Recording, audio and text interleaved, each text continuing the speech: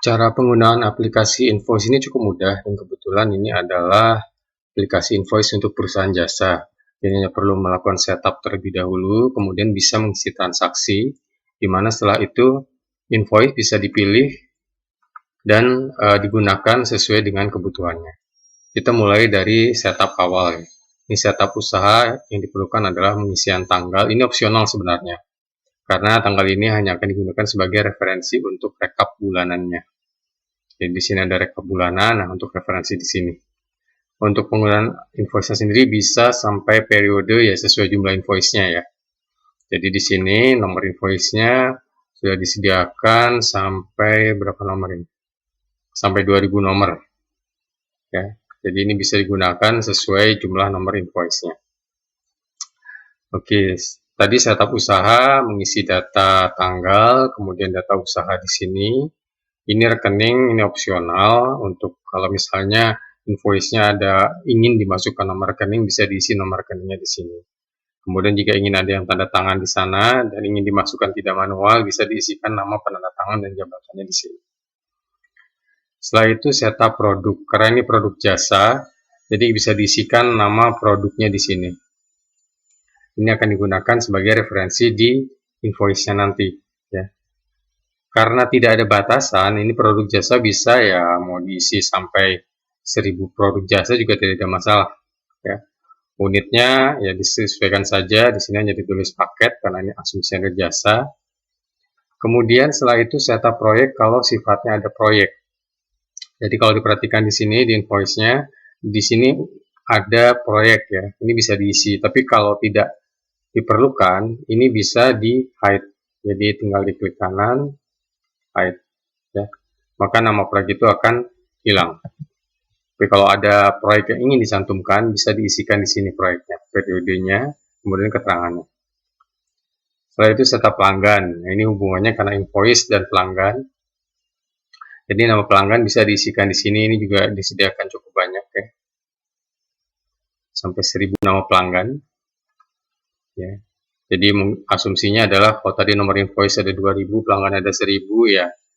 Asumsinya banyak pelanggan yang jadi repeat order. Jadi sehingga jumlah invoice-nya lebih banyak daripada jumlah pelanggannya. Nah, setelah itu pengisian nomor invoice di sini. Jadi nomor invoice diisi di sini terlebih dahulu, baru diisikan di bagian transaksi. Jadi bisa di-set dari awal atau diisikan pada saat akan membuat invoice. Setelah itu penjualan. Penjualan juga mengisinya cukup mudah ya. Jadi hanya mengisikan di kolom-kolom yang ada. Di sini ada tanggal, kemudian nomor invoice-nya, ini nomor urut ya. Nomor urut itu menentukan, perhatikan ini J02 123.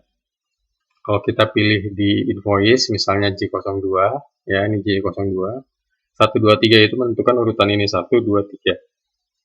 Jadi baris pertama adalah akan mengambil data,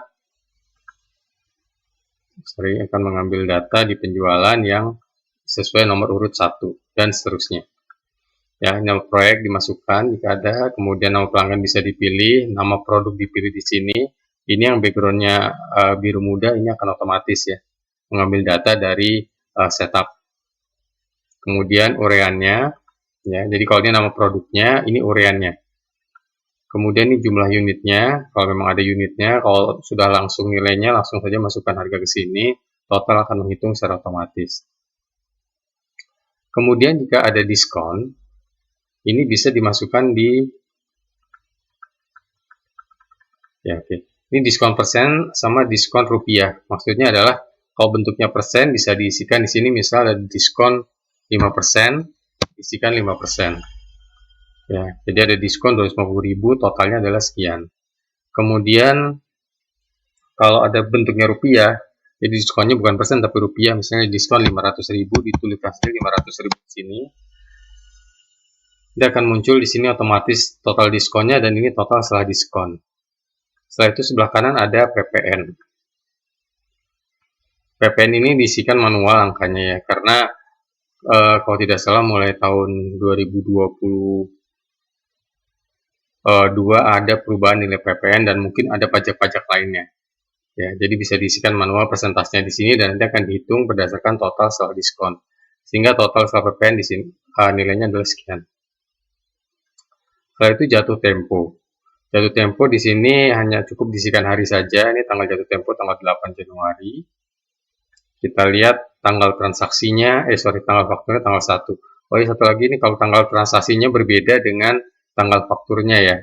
Jadi misalnya untuk transaksi yang sudah dibuat ordernya, tapi belum ditagihkan karena mungkin mau bersamaan. Ya, jadi tanggal transaksi bisa berbeda dengan tanggal faktur.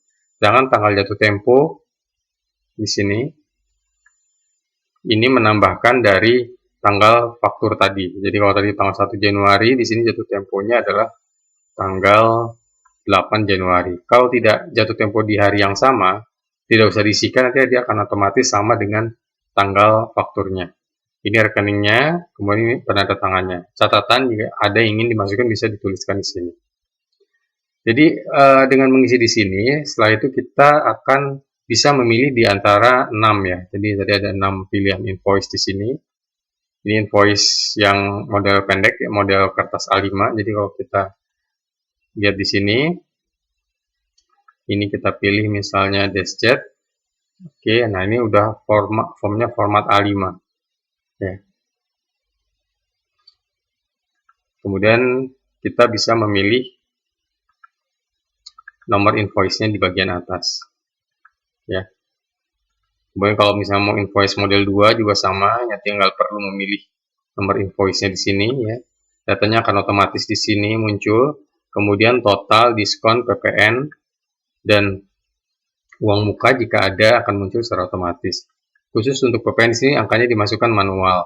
Ya, kalaupun tidak ada PPN saja mau ditulis, tidak ada persennya, ini tinggal dihapus ya. Tidak akan berpengaruh terhadap perhitungannya di sini karena ini mengambil data dari kolom penjualan. Oke, di sini ada uang muka. Uang muka itu dimasukkannya di bagian pembayaran. Jadi asumsinya dari invoice tadi ada pembayaran.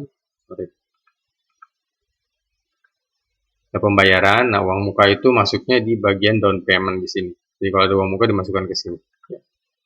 Oke, saya kembali dulu ke pilihan invoice-nya. Jadi ada 6 pilihan invoice ya, bisa dipilih sesuai yang ingin dicetak. Jadi masing-masing beda yang ditampilkan dan formatnya. Kemudian ada juga invoice, nah seperti ini. Oh, sorry, invoice 3.